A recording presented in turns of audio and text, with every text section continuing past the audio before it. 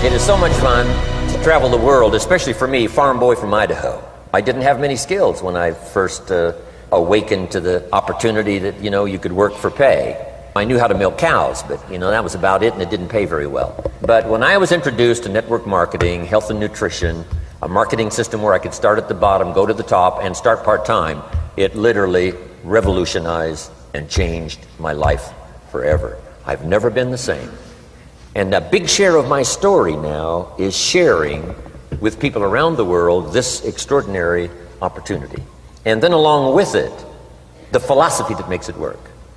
Because you can have every technique in the world and the best product in the world, and you can have the finest support system in the world, but unless you have the philosophy that drives you to do the necessary things to make it work, then nothing works.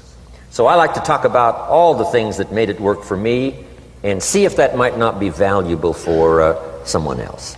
So I want you to take some good notes. If you're ready to take notes, say, I'm ready. Ready. I like this crowd already. Treat me well, I might take you with me as my traveling audience. Now here's the next key on being prepared for the next century, and that is your personal philosophy. At age 25, the things that so dramatically changed my life was, number one, the discovery of a unique product that I could believe in. My mother taught nutrition, and she taught good health, so I was the beneficiary of that. It came from my grandmother, my grandfather, passed it on to my mother. She taught it, passed it on to me. My father never had a major illness, lived to be 93. My mother extended her life, according to the doctor, at least 20 years. She should have died at least 20 years earlier than she did, simply because she stretched out those years by the study of good nutrition. I was an only child, and Mama studied and, mixed up all that stuff back then. She'd say, hey, me and Papa and her, she said, drink this stuff. If it don't kill us, I think it'll help, and we're gagging down this stuff. And Mama taught all of that, but the payoff was so incredible. I passed it on to my two daughters. They've never been ill. They passed it on to their children, my grandchildren. They haven't been ill. I mean, the study of good nutrition, paying attention, and being involved in the industry you're in, it's one of the best. So, that's so important. Your personal philosophy, what you believe in, that's going to carry you into the next century. Let me give you now some of the early philosophies that changed my life forever. I heard one of them in my introduction. Some of these philosophies have lived with me now all of these years. I've passed them on, and people have come back around saying, Mr. Rohn, 10 years ago, 20 years ago, 30 years ago, 35 years ago, I sat in your class and sat in your seminar, and those early things that you taught, I've practiced it and I'm doing it. A man not long ago showed me notes he took 23 years ago. And then he had me sign those notes. He said, I've used these notes to develop my life, my personal life, and my business life. And when he took those notes, he said, I was 18 years old. So it's incredible. I'm so thankful for all these years. But now I want to pass it along to you. Some of the philosophies that changed my life forever. Okay? If you're ready, say I'm ready. Ready. Here's the first one. Profits are better than wages. Once I understood that, I got rich. Profits are better than wages. Nobody taught me that in high school. I went to college for a year and a half and I never heard it. I'm 25 and broke. I'm not destitute. I'm broke. Too much month at the end of the money is broke. And I finally hear this philosophy. Profits are better than wages. Now here's the phrase that goes with it. Wages make you a living, which is fine. Profits make you a fortune, which is super fine. And you can live both fine and super fine. You've now got the mechanism and the ways and means to do that. Profits are better than wages. Guess what? I taught this in Moscow when I was teaching capitalism. The communists had it all wrong. They taught that capitalism was, a big company that oppresses its workers. I mean, it was absolutely ridiculous. They had mentally lost it when they came up with this ridiculous philosophy. Communism taught capital belongs to the state, not the people. And we taught all these years what? Capital belongs in the hands of the people, not the state. That's why, of course, kids should pay taxes, because they can be capitalists, and all capitalists should pay taxes. And it doesn't take much to start an enterprise that makes a profit. I teach kids how to have two bicycles, one to ride and one to rent. I mean, how long does it take How long does it take to make a profit? I mean, a little ingenuity and you're on your way. So profits are better than wages. Capitalism better than communism. Communism said people are too dumb and stupid to know what to do with capital. So you must take capital away from all the dumb, stupid people and give it to the all-wise, all-knowing state. And let the state run everything. I mean, that was communism. And they devastated every country they touched. I've been to East Germany. It's taking $1 trillion just to clean up East Germany. They've already spent $500 billion. They got $500 billion more to go. I mean, every country they touched, and I've been in all of them, they devastated them all with their devastating philosophy. We teach capital belongs in the hands of the people. That's where the ingenuity is to bring goods and services to the marketplace. And I'm going to show you later the miracle of capitalism grassroots in America, which you're involved in. But once I understood this now, it was so incredible. Profits are better than wages. Now, when I first was recruited, I'm a distributor for this little product called Abunda Vita. And here's what my mentor said, Mr. Schoaf. He said, Mr. Rohn, you can start this miracle working business part-time. You don't have to go full-time, you can start part-time. And he said, if you'll devote, to start with, let's say 10, 12, 15 hours a week, where you'll start making a profit, here's what you can now say.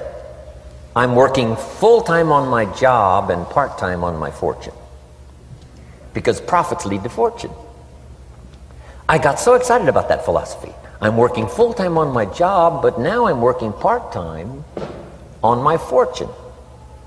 I found a way not only to make a living, you won't believe this, I found a way to make a fortune. Can you imagine what that's like then to get up in the morning? To go to work on your fortune? Not to go to work to pay the rent, which is okay, but a chance to go to work to make a fortune? And I said, right now I'm working part-time on my fortune and full-time on my job, but it won't be long until I'll be working full-time on my fortune. Can you imagine what life is going to be like? Now, here was my first goal when I started, and that was part-time.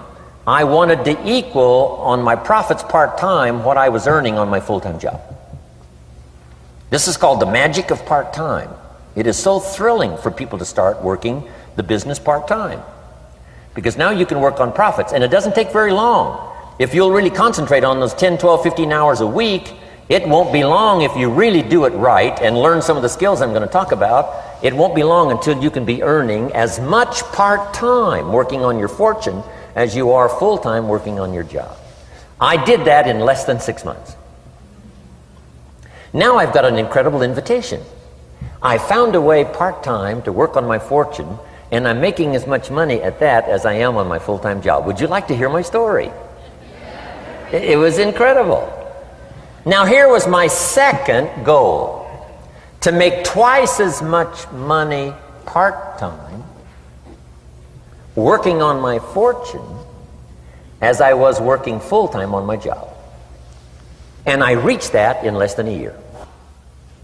Making twice as much money part-time working on my fortune as I was full-time working on my job. Now I've got an incredible invitation that won't quit. I found a way, through a unique opportunity, to work part-time on my fortune, and I'm now earning twice as much money as I am working full-time on my job. Would you like to hear my story? Do you imagine anybody would say, no, I don't care to hear your story? No. Everybody I said that to said, wow, yes, what are you doing? I said, I'm glad you asked. Let me tell you. Now, when I started making twice as much money part-time as full-time, here's my dilemma. I didn't want to go full-time. And why not go full-time? And the reason was because I didn't want to give up my electrifying story. Right? It was so powerful, nobody could resist the invitation to at least take a look. I didn't want to give it up. And I hung on for I don't know how long until it was, almost insane. Then finally, reluctantly, I gave up my full-time job. But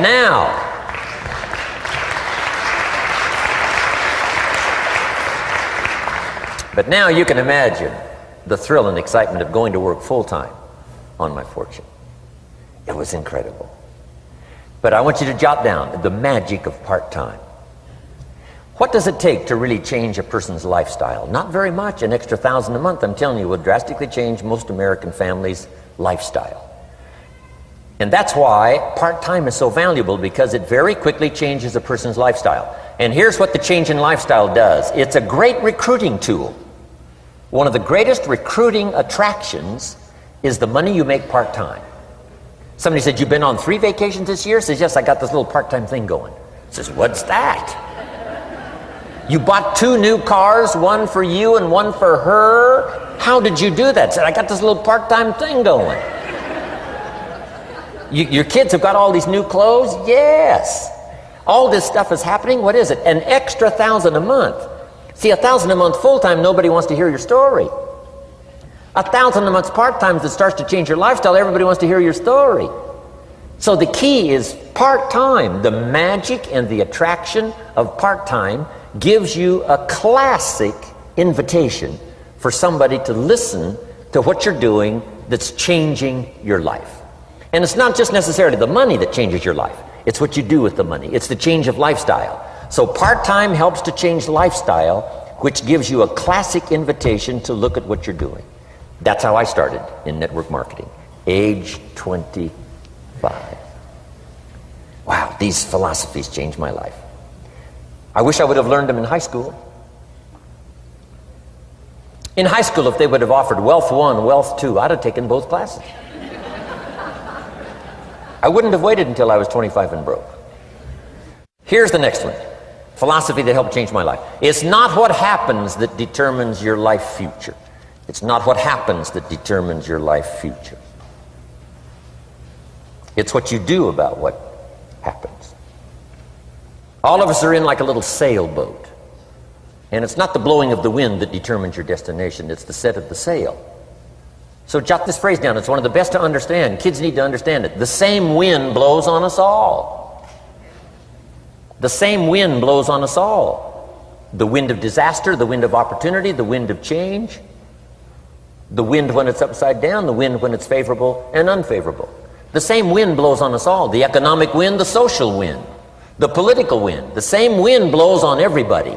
The difference in where you arrive in 1 year, 3 years, 5 years, the difference in arrival is not the blowing of the wind, but the set of the sail. And that's what learning is all about, to set a better sail this year than last year. To set a better sail. The first 6 years of my economic life, I wound up broke. Second 6 years, I wound up rich. You say, well, the Democrats must have finally gotten power. No.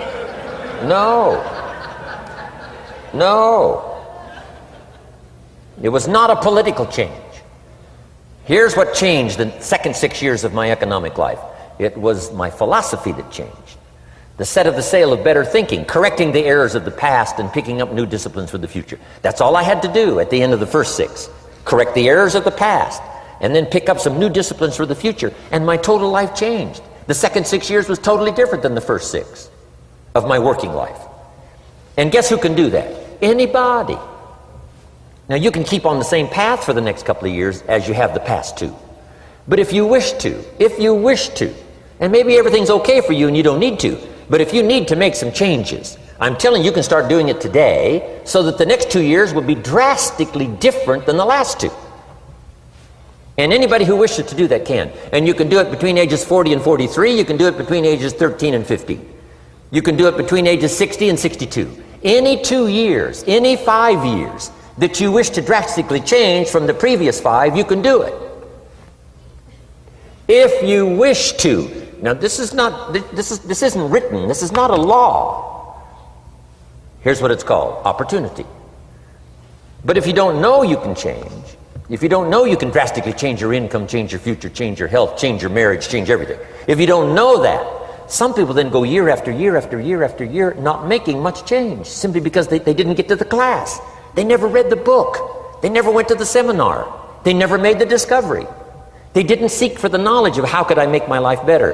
And if you just rock along, I'm telling you it's okay. Anybody can live any way they choose, but I'm here to tell all of you that if you wish to, it's possible to make the next 3 years totally different than the last 3.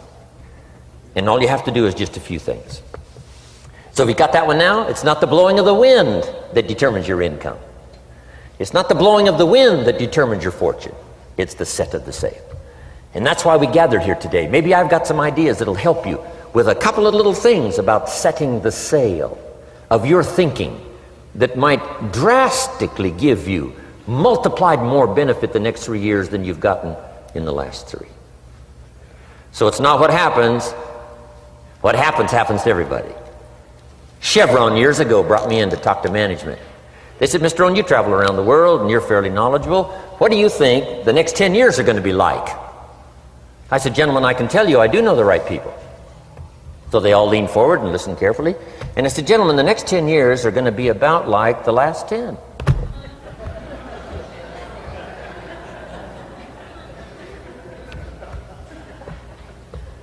The next season after fall is, well, I promise you that's not going to change. After day comes night. I promise you that's not going to change. Here's how the last 6,000 years reads. If you want to make a note of Jim Rohn's vision of history the last 6,000 years, here's how it reads. Opportunity mixed with difficulty. And if we're around another 6,000 years, it's going to read like that looks like for the next 6,000 years. Opportunity mixed with difficulty. Now, sometimes there seems to be more opportunity than difficulty, and then sometimes there seems to be more difficulty than opportunity, but the mix isn't going to change. After expansion comes recession. But after recession comes expansion. Not to think so, see, is naive. And once you've got just a little of this stuff settled, then you know exactly what to do. You know exactly what to anticipate, so you can be ready. Now, here's the next one, and I heard it in my invitation. Here's what it says. For things to change, you have to change. I was hoping the government would change, and taxes would change, and economics would change, and my boss would change and be more generous. I wished for everything to change, and my teacher said, no, Mr. Rohn, for things to change for you, you have to change. Don't wish it was easier, wish you were better. Once I understood this, this altered the course of my life. Don't wish it was easier. Wish you were better. And here's the big one. Don't wish for less problems, wish for more skills. You don't need less problems. You simply need more skills. Don't wish for less challenge, wish for more wisdom. Accept the challenge, because you can't grow without a challenge. You can't get rich without a challenge. You can't fly without gravity. You have to understand the challenge. But that's the key, is to now develop wisdom to overcome the challenge. Don't wish for less challenge, but more wisdom. And then here's one more philosophy that helped change my life forever. You can do the most remarkable things no matter what happens. Humans can do the most remarkable things no matter what happens. Philosophies that changed my life. Here's one of the big philosophies I learned in network marketing. It's called the law of averages. If you do something often enough, a ratio... Here's one of the big philosophies I learned in network marketing. It's called the law of averages. If you do something often enough, a ratio will appear. Key phrase, if you do something often enough, a ratio will appear. It's amazing. It's uncanny. In baseball, we call it batting average. If you talk to 10 people, one says yes. Now the ratio has begun. 1 out of 10. Talk to 10, get 1. Here's something interesting about the law of averages. Once it starts, it tends to continue. This is colossal information. Once a ratio starts, it tends to continue. If you talk to 10 and get 1, sure enough, chances are excellent. If you talk to 10 more, you'll get another one. Talk to 10 more, you'll get another one. Now you can compete. If you can only get 1 out of 10, you can compete, even with somebody that can get 9 out of 10. If you've been here a long time, you can get 9 out of 10. I just joined, I can only get 1 out of 10. If we have a 30-day contest, I will beat you. Say, well, how could you beat me? Here's why. During that 30 days, you talk to 10 and get 9. I talk to 100 and get 10. I beat you. Isn't that clever? This is clever stuff. And I do it for 2 reasons. I sincerely wish to win. But I do it for another very sincere reason. I wish for you to lose. And that's noble on my part. Here's why it's noble. You learn more by losing than you do by winning. So I wish to give you that experience. Now here's how I do it once I understand the law of averages. When I'm new, I make up in numbers what I lack in skill. I make up in numbers what I lack in skill.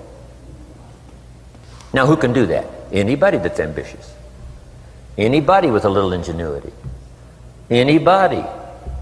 Doesn't matter. Now here's one more. The law of averages can be increased.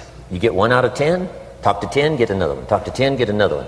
The 4th time you talk to 10, you get 2. Why would the 4th time you talk to 10, you get 2 instead of 1? You're getting better. You're getting better. And who can get better? Anybody. Talk to 10, get 2. Talk to 10, get 2. Finally, talk to 10, get 3. I finally got up to about 3. Now, it takes more than a genius to go past like 3 or 4. But 3 will do. If you bat 300 in baseball, they pay you $4 million a year. Which means you're out 7 times out of 10. 7 times out of 10, out. Make $4 million a year. Are you ready for that? So, this works so well now in your business. Just jot the phrase down. You don't have to bat 1,000. You don't have to bat 1,000 to make big money. 1 out of 10 is fine. 2 out of 10 is terrific. 3 out of 10 is fabulous. Some particular incredible genius might get 4 out of 10. But 3 out of 10 is sufficient to make you rich beyond your wildest imagination. This is how I went after my friends, neighbors, and relatives when I first started recruiting. I said, look, I've got a new business and I'm getting about 3 out of 10 to join. And I don't mind you, just come to the meeting and be one of the 7.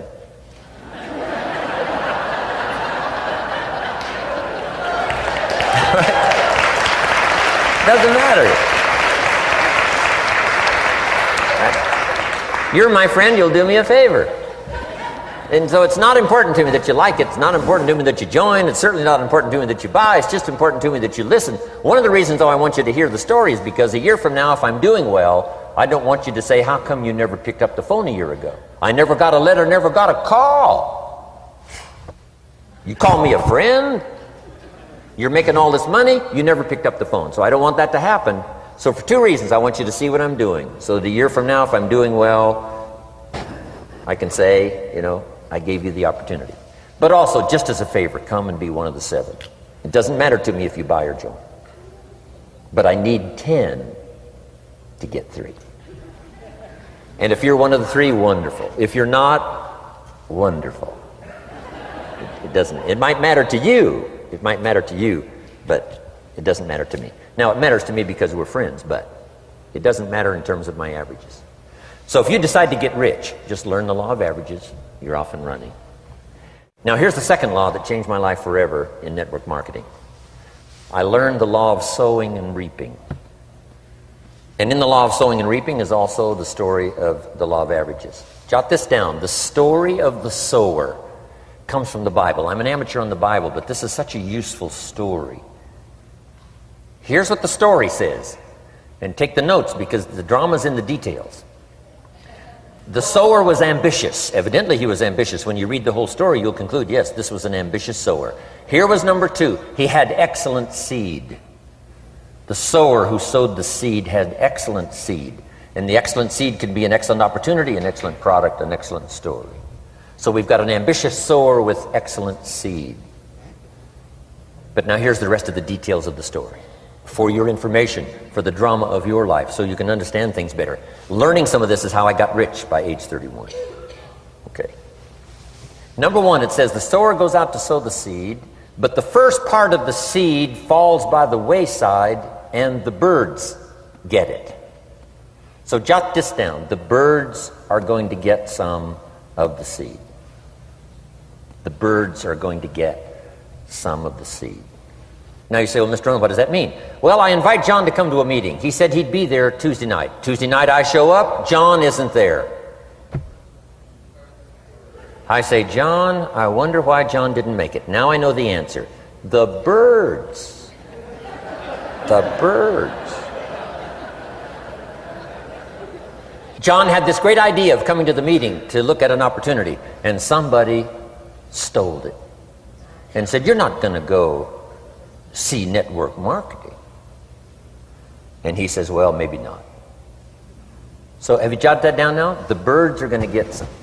Now when the birds get some, you've got two options. Number one is to chase birds. And say, well, let me get a hold of the person that talked him out of coming to the meeting. I'll tear him a new page. But I wouldn't do this. Here's what happens if you go chasing birds. You leave the field. If you go chasing birds now, you leave the field, which is going to distract from your future, not add. So you can't chase birds and try to straighten this stuff out. Here's what it is. It's just one of those things. And here's the best comment when things are a little disappointing. Isn't that interesting? You just have to say, I thought sure he would be there. He promised me. He promised me. But I know it was the birds. And you just have to say, isn't that interesting? Now, here's the rest of the story. It says, the sower kept on sowing. See, that was the secret to his success. He kept on sowing. And if you keep sowing, you can sow more than the birds can get because there aren't enough birds. If you keep sowing, there are some birds, but there's not enough. Because the law of averages will work for you. My mentor taught me, he said, you know, Mr. Rohn, there's only 9 or 10 real nasty, miserable people in the whole world. Now he says they move around a lot, you know, and you're liable to... You'll bump into one once in a while. But when you bump into one, you say, there's only 9 more like you. I can handle that in the whole world. Okay. Now here's what else it says. The sower now keeps sowing the seed. Now the seed falls, the story says, on rocky ground where the soil is shallow. And the rocky ground where the soil is shallow is not of your making. Because you had excellent seed and you were an ambitious sower. So the rocky ground where the soil is shallow is not of your making. But here's what it says what happened. This time, the little seed that falls in the ground starts to grow. And the little plant starts to grow. But the first hot day, it withers and dies. It dies. Not an easy thing to watch. I finally get John started. Sure enough, 3 or 4 days later, somebody says, boo! And he goes,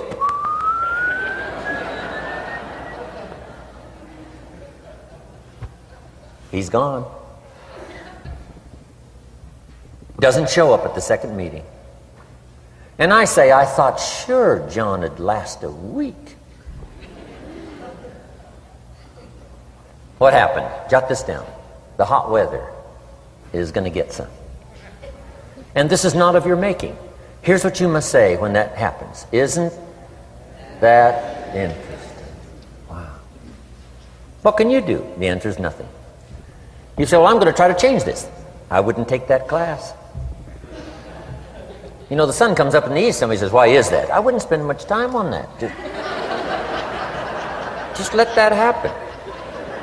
Don't go for this why stuff. I'm giving you the answers here. The answers is in the structure and the consequences and in the deal. The answer is in the deal. Anything beyond that is not worth study.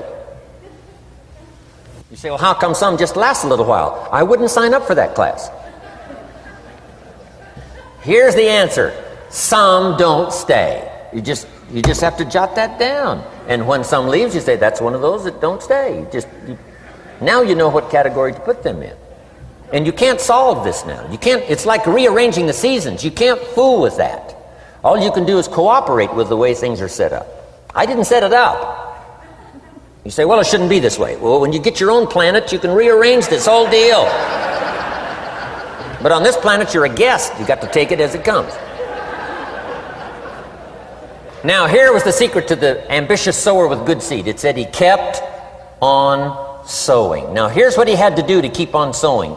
He had to discipline his disappointment. This is a key phrase now to use the rest of your life. You must learn to discipline your disappointment, because you didn't set up the setup, and some are not going to stay, and that is not of your making. Now, if you made gross errors and you ran them off, see, that'd be different. Now, you're responsible for that. But if it's in the normal course of things, this is the way things are. Now, here's what it says. The sower keeps on sowing. Now it says the seed falls on thorny ground. And somebody says, well, how much of this do you have to go through? Well, hang on. It's not the end of the story now. Now the little seed falls on thorny ground, and now the little plant starts to grow again.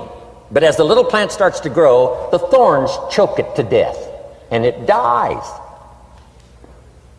So jot this down. The thorns are going to get some. And that's not of your making. And what are these thorns? The story even called these little thorns, little cares, little distractions, little somethings. Who knows what all they are?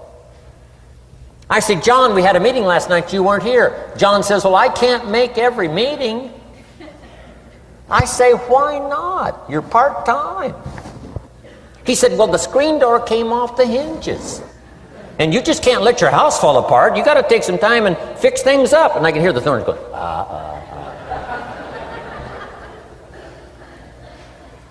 He says some extra trash had piled up in the garage. You can't let mountains of trash take over. You got to keep your trash hauled out. People who let little things cheat them out of big opportunities. People who let little things cheat them out of big opportunities. And you feel almost helpless. What could I do about that? And that's nothing. And you say, well, why is this? I'm asking you not to sign up for that class. Don't sign up for these why is this class. It's just the way it is, like winter following fall and spring following winter. So if you got that, the thorns are going to get some. But now here's the good news. Let's read the rest of the story now quickly. The sower now what? Keeps on sowing the seed, keeps on sharing the story, keeps on giving an invitation. Yes, the invitation can be more powerful for me as it was 1 year later than it was the first month. Because now I'm saying I'm making twice as much money part-time as I'm making on my full-time job. Yes, the story can be more powerful, but the law of average is still going to work. But now here's what the story said. Finally, the seed falls on good ground. Finally, the seed falls on good ground. Now put this in parentheses. It always will, if you keep sowing. If you share a good idea long enough, it will fall on good people. But now here's the rest of that story. Some of the good ground did 30%. And some of the good ground did 60%. And some of the good ground did 100%. You say, well, why the difference in numbers? I wouldn't sign up for that class. Go on. Have I said that often enough now? Don't register for that class. It's just the way it is. Now, I tried to get the 30s to do 60. Found out it was more than I could handle. I used to say, I'll make them successful if it kills me. I almost died. No, you can't do that. Here's what you do. Let the 30s do 30 to the best of their ability and keep doing 30, because that's how they build their lifestyle and get what they want out of life. And let the 60s do 60, and let the 100s do 100s. Now, how can you get some to do 100%? You got to go through all these experiences, and you got to talk to all these people. Let me quickly give you now a list of the skills that changed my life forever. Developing a new philosophy that I could do it in my network marketing experience now led me to developing new skills. Right, I knew how to milk cows, but it didn't pay well. Here's the first skill I learned that changed my life. getting a customer, making a sale.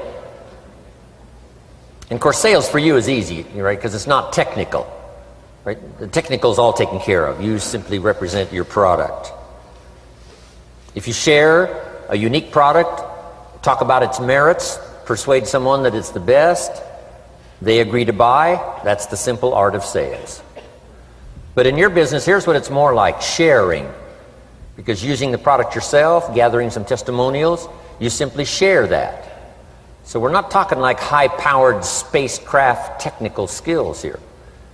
It's simply sharing something you've discovered with someone else and doing it well enough to where they agree they would like to participate. Now here's what happened when I learned sales. It multiplied my income by 5. Now it didn't take that much because I wasn't doing that well in farm country. But it did multiply my income by 5. Sales. Getting customers, laying that incredible foundation for an entrepreneurial career. So now I've got 2 skills: milking cows and making sales. Here's the next one I learned that changed me forever, and that's recruiting. Introducing the business opportunity to new people. Learning how to give a good invitation. Learning how to give 2 kinds of presentation, formal and informal. And the third part of recruiting, of course, is following up.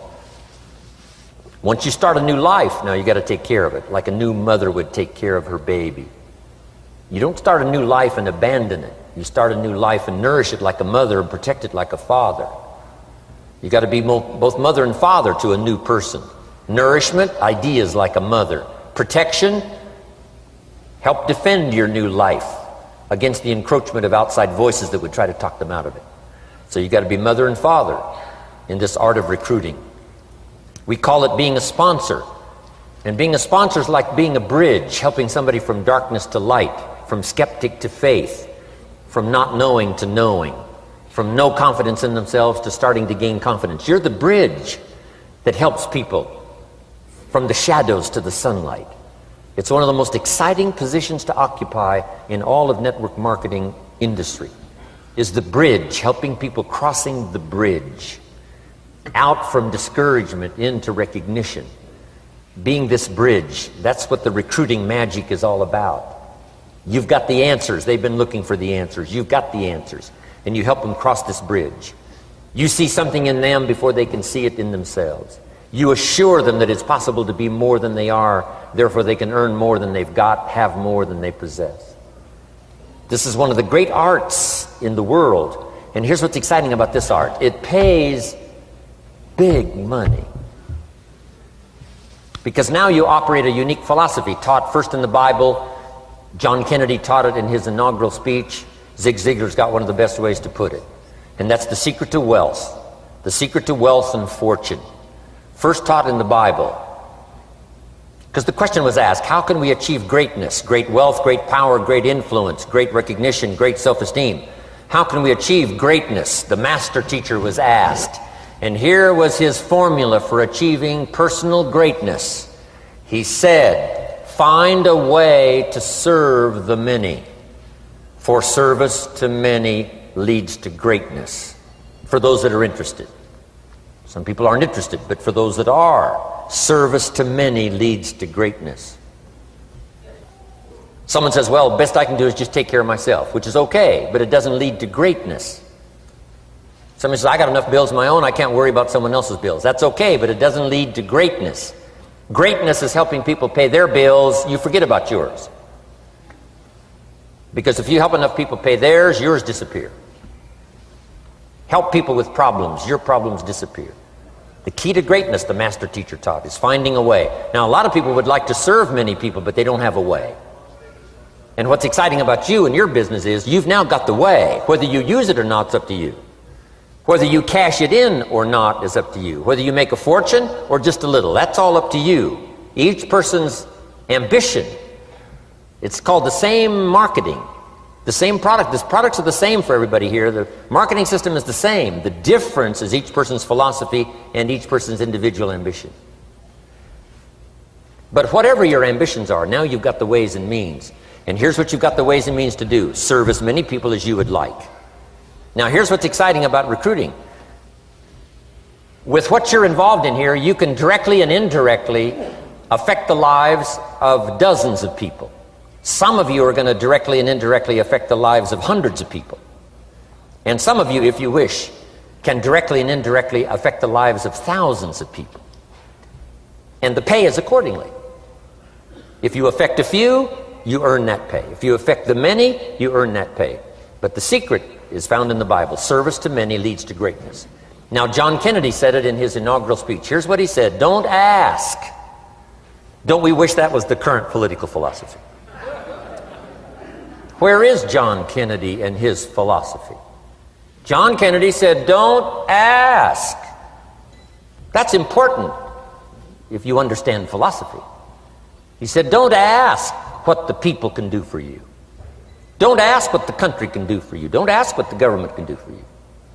That's not how you get rich. That's not how you have high self-esteem. That's not how you get trophies to put on the mantle above the fireplace, asking what the people can do for you. Don't ask, he said, what the people can do for you, but ask, what could I do for my country? And the country means the people. What could I do for the people?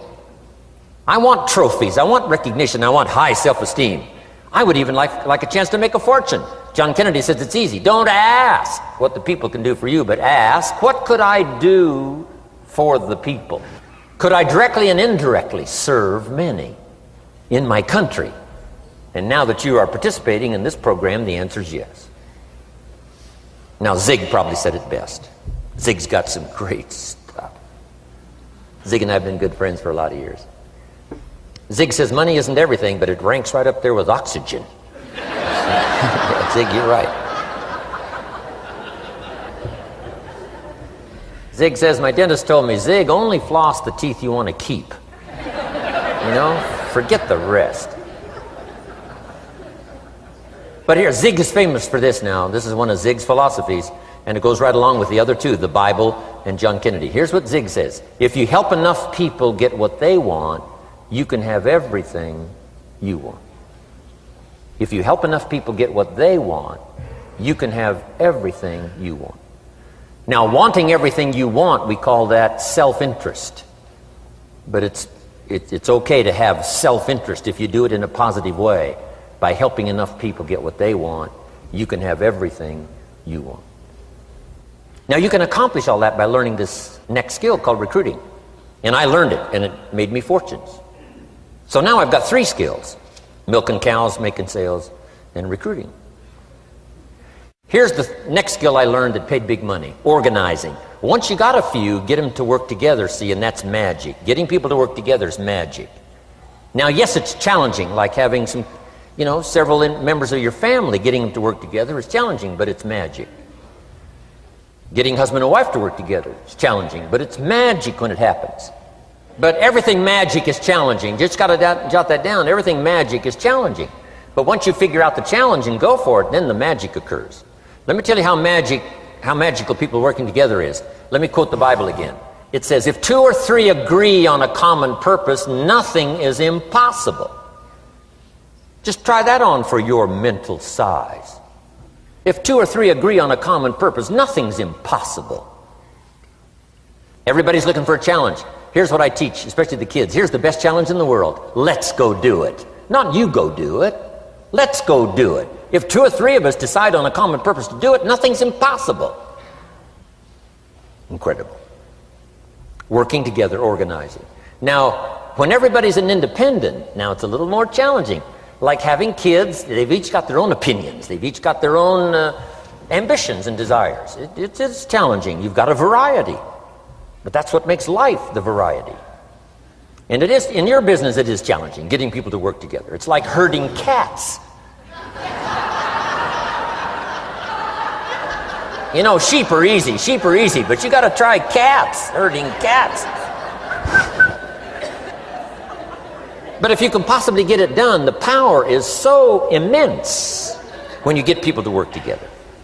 Here's one of the powers of working together: shared testimonials.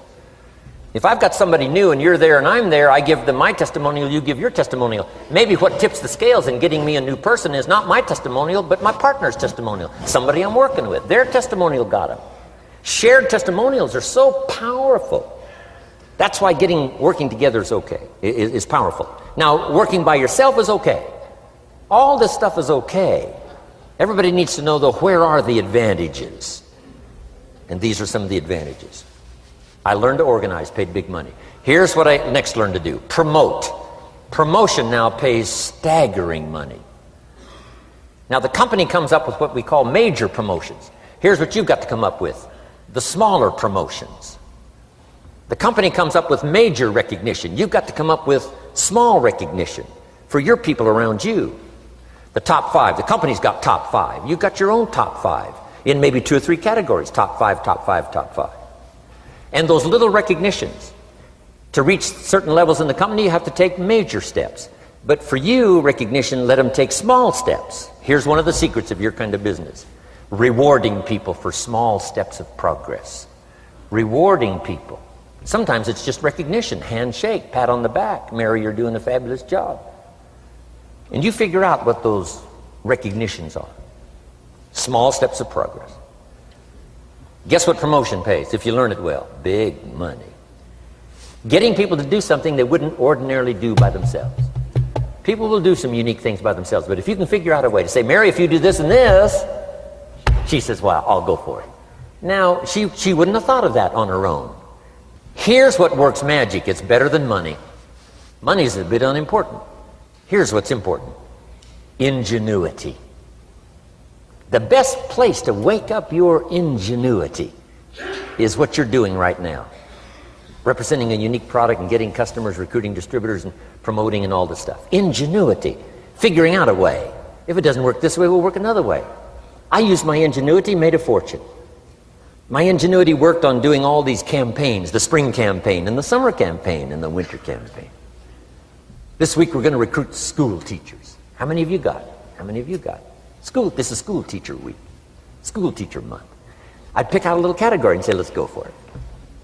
And it doesn't matter what it is. Just dream up something so that somebody's got a little more objective to go for than just their own. Key phrase. We all need to belong to something bigger than ourselves. Because we furnish inspiration for what's bigger, and the bigger furnishes inspiration for us. I learned promotion and it paid big money. Here's next I learned. Communication. How to conduct a meeting. I learned identification, logic and reason, attack and confess, solution. Simple deals on communication. Wasn't easy for me at first. I stood up to give my first presentation, my mind sat back down. Right? Y'all been through that? Opened my mouth, nothing came out for a while. But here's what I did. I did it again. Just jot that phrase down. I did it again. That's the secret to how I got here. 35, 40 years later, it's how I got here. I did it once, it was uncomfortable. That first presentation was so lousy, if I hadn't have been doing it, I'd have gone home. It was not that good. But here's the secret to how I got here. I did it again, and then I did it again, and then I did it again, and I did it again. I remember when I first decided to be a little more animated, right? And walk out away from the podium, right? Get out from just behind the podium. So I got out there, and then I thought, how do you get back? Whoa, I'm stranded out here. Remember those times? Doing something for the first time? But you learn quickly in your business, right? In your business, the guy stands up to give his first testimonial, and he's so nervous he forgets his own name, right? And 30 days later, he wants to give a 3-hour testimonial, right? You can hardly get him off the stage. So, learn communication. How to affect other people with words. That's the greatest art in the world to learn. How to affect other people with words. Key phrase, don't be lazy in language. If you learn to use the gift of your own language wisely, it can make you a fortune and build an incredible life. Here's 3 other things I learned. One is to train. Training people how the business works. And then I've used another word called teach. Train and teach. And only to say this, training people how the business works, teaching is how life works. Because here's what all of us need for the 21st century. Business skills and life skills. The life skills are leadership skills. The life skills are learning how to set goals. Now here's the ultimate skill to learn that can transform your life and the life of whoever will listen. The ability to inspire. Inspire means help people to look up a little higher than where they are and wish they could get there, and inspire them that it's possible. Here's how we inspire, by our own testimony. If I can do it, you can do it. Here's how else we inspire, by others' testimonial. If they can do it, Mary, you can do it. Getting people to see themselves better than they are. Getting people to see themselves richer than they are. Getting people to see themselves more capable next year than they are this year. Getting to see themselves in the future. To help both your kids and your people, here's what you must learn to do. Number one, help people to see themselves as they are. If people have made mistakes, they got to know it. You can't go on making mistakes and hope to achieve. Mistakes have to be corrected. And you've got to do it with your children. Help them to see themselves as they are. If they've messed up, here's what you've got to say. You've messed up. But here's what's important as a parent. Don't leave them in the mess. Some parents, tell their kids they've messed up and then they leave them in the mess. They don't paint a better picture. Here's what you could become with just a couple of more changes. Rather than this, here's what you could be. So we must help our children see themselves as they are, but here's the greatest gift. To help our children see themselves better than they are. To transport them not only past to see their mistakes, but transport them to the future to see their opportunity. To see the person they can become. My mentor had that greatest gift to help me to see myself better than I was. At first it was difficult to see. Then I started to believe, and that's how I got here today. He said, one of these days, Mr. Rohn, you'll walk into a room full of people, and you will hear some of them say, that's him, that's the famous man. I said, well, that could never happen to me. He said, trust me. If you keep working hard on the disciplines like you're doing right now, that'll happen. You'll walk into a room full of people, and you'll hear one say, that's him, that's the famous man. He saw it, and he tried to get me to see it. And now finally it's happened. I think when I walked in here today, I think I heard someone say, that's him, that's the famous man. It happened for me.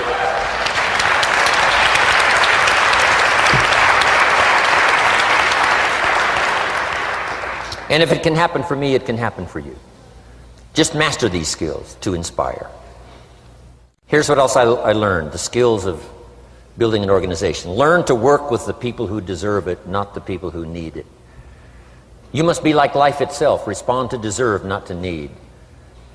It doesn't say if you need, you will have a harvest. It doesn't say if you need a harvest, you'll have a harvest. It's not what it says. It says if you plant, chances are good you'll have a harvest. If you plant, you will reap. Not if you need, you will reap. So we must be like life itself. Respond to the people who deserve it by planting, by taking the first step.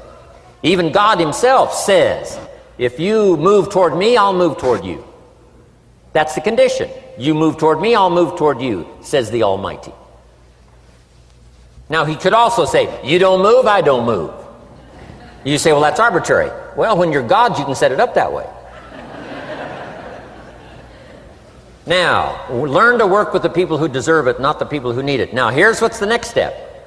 Teach people how to deserve your time. Teach people how to deserve your attention. Teach people how to deserve a phone call. Say, Mary, you just take this one step and I take 2 steps. You take 2 steps, I take 5 steps. You don't step, I don't step. But this isn't hard now. You step, I step. You respond, I respond. You try, I try. You make a call, I back you up. Right? Learn to teach people how to deserve your time and your attention. Next, I learned to work by group more than individual. Here's why. 80% of the people do 20% of the business. So 20% of the people you can work with individual. 80% you have to work with by group. But group is very powerful, less confrontational. Then here's what's important for all of you to learn as a sponsor, helping other people. You can help 1,000, but you can't carry 3 on your back. You can help 1,000, but you can't carry 3 on your back. And I'm sure all of you have already gotten that experience, even though you've been here a short time. Some people will try to get on your back. That's where we got that expression, get off. That's where we got that. A guy discovered somebody on his back and said, what? I can't carry you, get. Now, if you're like some I see here, 6'4" and you weigh 300 pounds, you might carry one, and if you were really big enough, Kareem Abdul-Jabbar or something, you might carry two, but you can't carry three. When babies are born, they were not designed just to be carried. Babies were not born to be carried all their life. Someday you got to try your legs. Someday you got to try your wings. Someday you got to try. Even if you fall down, you got to try, because you can't just crawl around all your life. You can't be carried all your life. So as quickly as possible, you can help 1,000, but you can't carry 3. Next, don't expect the pear tree to bear apples. I used to try to change everything. You can hang apples on a pear tree. I'm telling you, it won't help. You can put up a sign, this is an apple tree. Sure enough, come the season, pears. Here's what I learned. You cannot change people, but they can change themselves. You cannot change people, but they can change themselves. Incredible. Capital in your business isn't what matters. Okay, it's not the money that buys you a future. It's your skills that buy you a future. Money and no skills, and I'm telling you, you're still poor. Money and no ambition, where are you? Money and no courage, you're broke. A little bit of money and a whole lot of courage. That's all we need. I'm looking for people when I'm recruiting back in those days, and the money didn't matter. What mattered to me was somebody's willingness, somebody's ingenuity, somebody's willingness to try. Right? If they had $1 to invest, that was plenty for me. $1 and some ambition, and I can show you how to get rich, and it'll be one of the classic stories of the company. I go to recruit somebody, they say, I don't have any money. See, I've been looking for you for 6 months. Let me show you how to do it without any money. Because here's the rules of capitalism. Jot this down. You can either buy and sell, or if you're in certain circumstances, you can sell and buy. If you've got ambition. Now, if you haven't got ambition, we can't cure that, and money won't cure lack of ambition. But if you've got $1 and some ambition, I'll show you how to get rich. And even if you don't have $1, I'll show you how to get rich, because you can sell and buy. Somebody says, as soon as the product arrives, I'll sell it. Then you don't understand.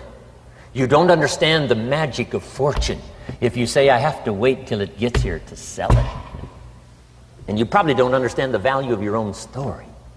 Once I understood that, I knew I was going to be wealthy. That's why right in the beginning I started giving big tips. I knew I was going to be wealthy. Say, wow, this guy tips like a rich man. Say, that's right, he tips like a rich man. Even in the beginning, I tipped like a rich man because I knew I was going to be rich. Wow. Isn't this fun? Yes. So jot these phrases down as I close. Number 1, the greatest value in life is not a bank account. The greatest value in life is not a car, a home to live in. The greatest value in life is this. Make a note. Living a good life.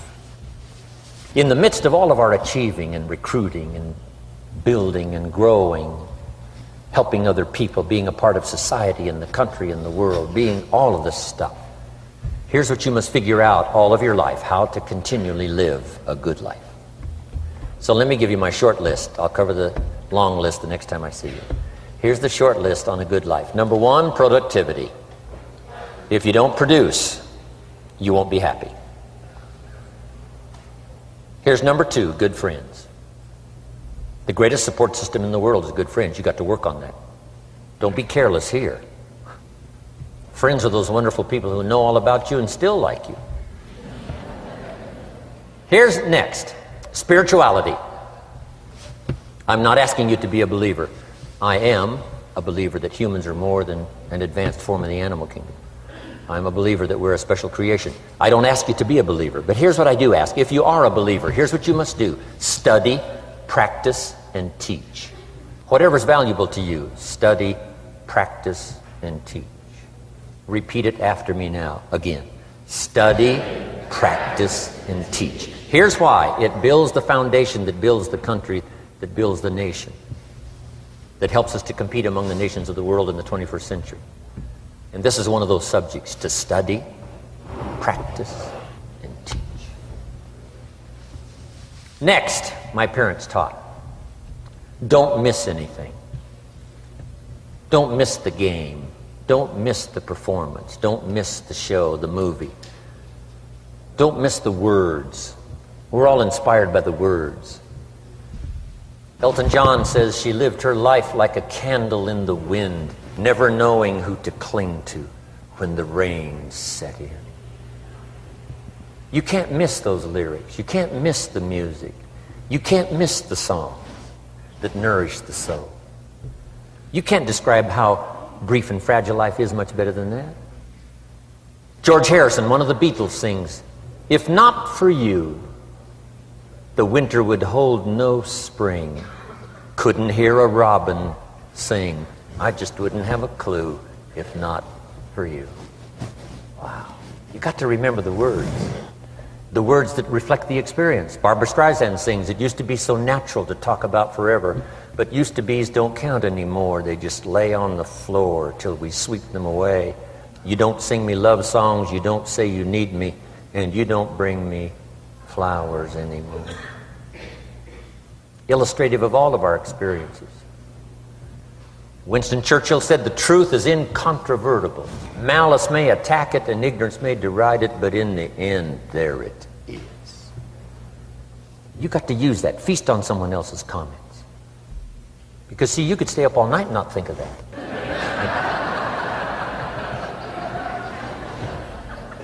I'm asking you to do your research. I'm asking you, don't miss anything. Don't miss the play.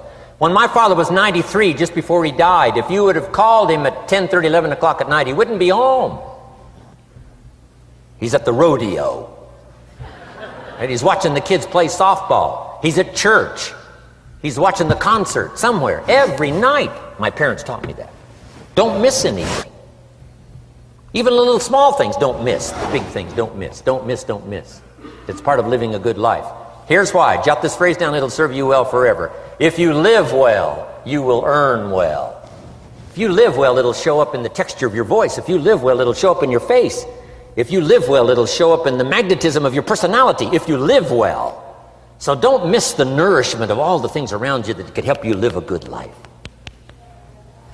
Next is the inner circle. Take care of them, they'll take care of you. Inspire them, they will inspire you. Nothing more valuable than the inner circle. That's where the power to conquer the world comes from, the inner circle. If a father walks out of the house and he can still all day long feel his daughter's kiss on his face, he's a powerful man. That nourishment of the inner circle is so incredible. If a husband walks out of the house and all day long he feels the imprint of his wife's arms around his body, he's invincible. Who can touch him? One person caring for another, the old prophet said, is the greatest of virtues. There's many virtues and values, but the greatest is love, one person caring for another. Better to live in a tent on the beach with someone you love than to live in a mansion by yourself. People caring for people. And especially that inner circle where the power is so magnificent that if you draw from it, if you nourish it, and then it nourishes you. Now here's my last comment. Ask for God's help. We could all use a little help. But my whole seminar was what you can do. A man took a rock pile, turned it into a fabulous garden. Somebody came and saw it and said, "You know, you and the good Lord have this fabulous garden here." The gardener said, "I understand your point, but you should have seen it a few years ago when God had it all by himself."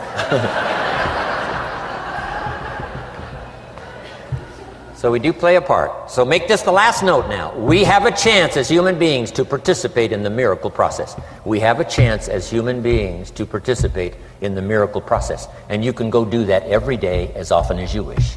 Changing somebody's life. Rescuing somebody from oblivion. Building an organization second to none so that your name will appear in many people's testimonial. And that's why I came today. So that by chance, I don't need the money. It's not why I'm here. I take the money, but I don't need the money. But here's why I'm here. By chance, perhaps, if I've come along at the right time, I don't know what time this is for you, but if I've come along at the right time, just maybe, a week from now, a month from now, a year from now, 5 years from now, you might say, Jim Rohn came by and gave us a little piece of information. That started me down the road. Here's what's happened to me. And my name might appear in your testimonial. Now here's the drama as we finish. How many of you have my name in your notes? Here's the part of the drama then. I go with you.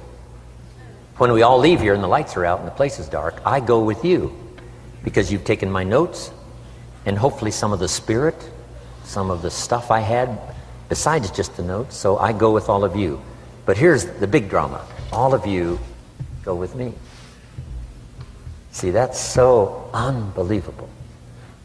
So as I leave here, I promise not to leave you behind. I will take you with me in my thoughts and in my heart. God bless.